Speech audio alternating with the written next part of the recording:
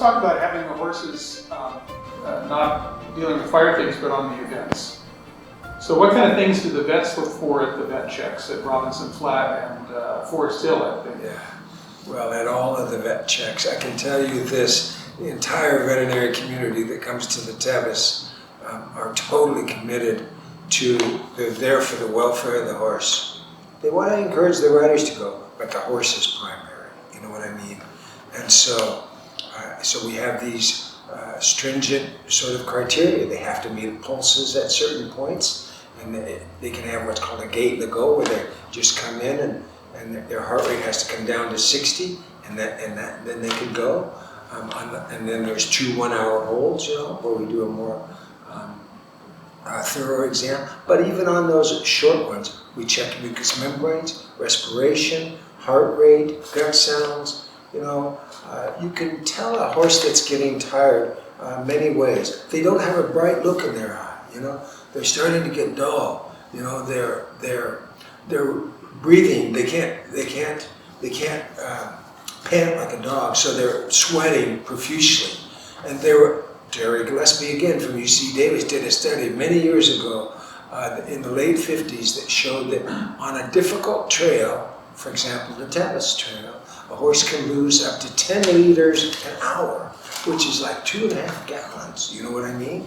And so one of my pet peeves is I say count, swallow. I used to say to riders, has your horse been drinking? Yeah, really tanked up. I used to say, what does that mean?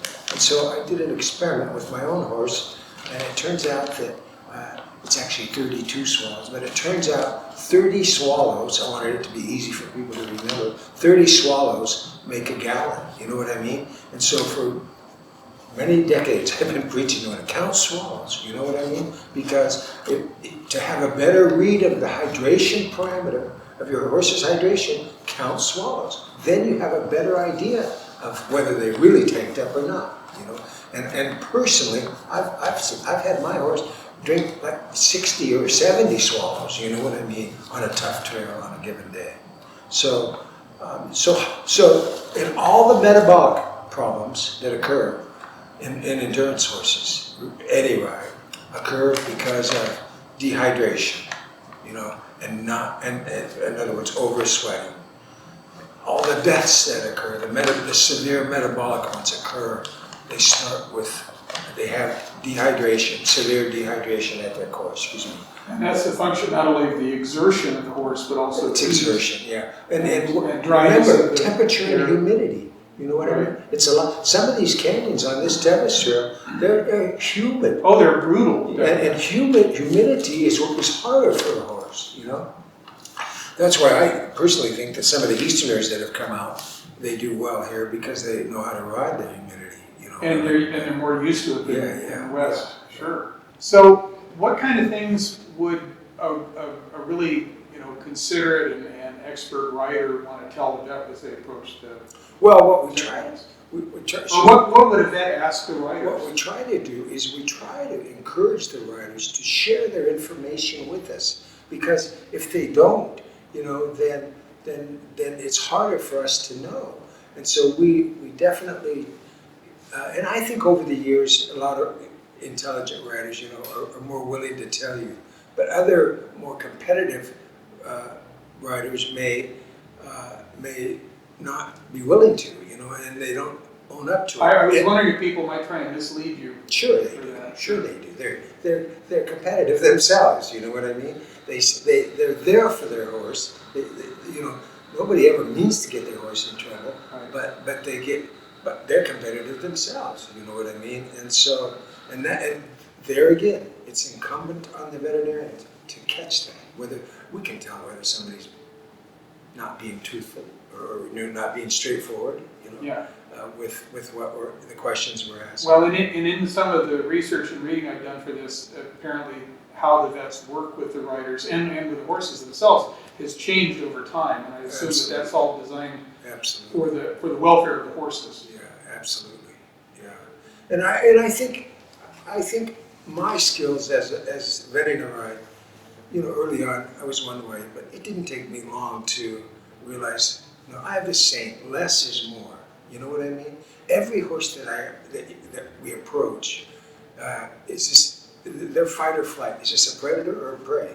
And so personally, either at home, in my practice, or even at an endurance, I'll often just put my nose right up to my face right up to their nose, because that's a submissive move. And as soon as I do that, they say, oh, this is not a predator, you know what I mean? And then I can often lift their lip up, check their mucous membranes, give it a tap, skin tape, regular refill, and go on from there.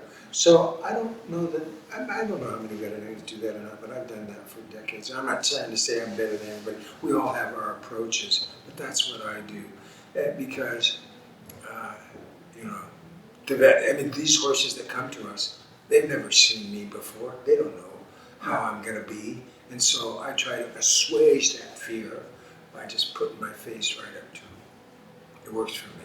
Now, your entire practice revolves around equines or Just horses. Yeah. And so, are the horses involved in these events different than your normal patient load? Say again. Are the horses involved in the events that you work on? Are they different than Endurance rides? Endurance rides, yes. Yeah. Thank you. Horses that are involved in endurance rides, are they in different character and personality and physical aspects than a normal recreational horse? I'd say the majority of them tend to be Arabs, Arabian horses. Yeah. On the other hand, there's been Mustangs, and there's been, 1 year, a vet from up in Washington, I think, came with a draft horse and actually finished the Tevis. I was amazed. Oh my goodness. Yeah, that was a long time ago, but I can't remember that person's name. He was a nice guy. So, excuse me, but there are different breeds, and Mustangs do pretty well, and and I'm going to say that I guarantee you, all the veterinarians that vet these rides are passionate about what they do. They're there primarily for the horse, and then for the rider. Well, riding in any endurance ride like this is not something you just decide to do one day. You have to work up to it. Oh, you do, yeah. And the Endurance News magazine is wonderful. I want to put a shout out to them, because they're often, every month they have, here's how you can, riders, here's, if they read it, riders, here's how you can practice at home, and so on and so forth. Now, for me, riding, a wonderful woman I'm gonna call her TC, but everybody knows who I'm talking about probably.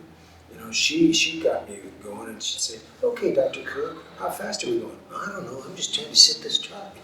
Anyway, but then she taught me every gait has 3 speeds. You can do a 2-mile-an-hour walk, you can do a 6-mile-an-hour walk. Same with a trot and a lope and everything else. And so it takes time for any horseman, myself included, as I'm admitting now, to do that. And then, and Teresa, or TC, used to say, just try to put a few strides together. And then when you lose it, that's okay, just do it again. And then the next thing you know, shoot, you're trotting along just fine, And you're doing the gaits at the speed that you wanted to. Uh-huh. And then, when we were done on just trail rides at home, we always had to trot our horse out and back again. So they know that that's part of the routine. And what happens at the vet checks? Trot your horse out and back. If you don't train them at home how to do that, and sort of trot them out with some enthusiasm, they're going to, or look at them, they're not going to show. And that's one thing I see at the Hagen Cup. Sometimes people don't quite, well, actually there's a lot of people that do it great, but every now and then you'll see somebody that kind of doesn't know how to do it. Maybe not at the Hagen Cup, but at other rides, they don't know how to do it. Yeah. And they're trotting out and they're looking at their horse, and that makes the horse go, what are you looking at? Because, why are you looking at me? In other words, if you're going to try your horse out, you look where you want to go, and you just start riding, and the horse will follow you. Okay. Same with riding. You want to go right, just look right. That balance in your thing, the horse will go right. Right, a good horse knows what the right. So let me tell you this little thing. A horse can hit a fly with the tip of his tail without even looking. You know what I mean? And any change in your balance, you think they don't recognize that? Yeah. I think the best, earliest riding lesson I got was stay in the saddle, keep your heels down, look where you want to go. When did you start riding? Well, I actually started, my mother, My mother had a friend who was like a father figure to me, who had a ranch up in Bend, Oregon. And so, so she sent me up there after the 9th grade. I had getting a C. And so I started going to this ranch every summer. And I went up there and worked for $1 a day and room and board and that sort of thing. And then the Cowboys kind of said, the fellow's name was Stanley Martin. He was very much a father figure to me. He said, I'm going to drop you off over there at the Box S. That was the name of the ranch. And then I'll pick you up at sundown. I said, okay. So I get there, and there's these cowboys around there. And so I go, hi. I walk in there and said, hi, which horse am I going to ride? And they said, here, get on that little red mare there. I'll help you get on. And everybody knows that a red mare. Anyway, so I got on this horse, and I walked around a couple, in this pen. And sure enough, I did something wrong, and she bumped me off. And so, so then I sort of said, well, I can't whoop any of these guys, so okay, And so then they said, so then they loaded their horses up in a rig to take them up to the Three Sisters Wilderness. And when we got up there, the guys, they had them in the back of this 5-ton truck, and they just said, put me on a bay horse, and they just said, stay, give him his head, stay in the middle, look where you want to go, we'll know what to do. And so that was my first riding lesson, and that pretty much says it all. That's some early wisdom right there.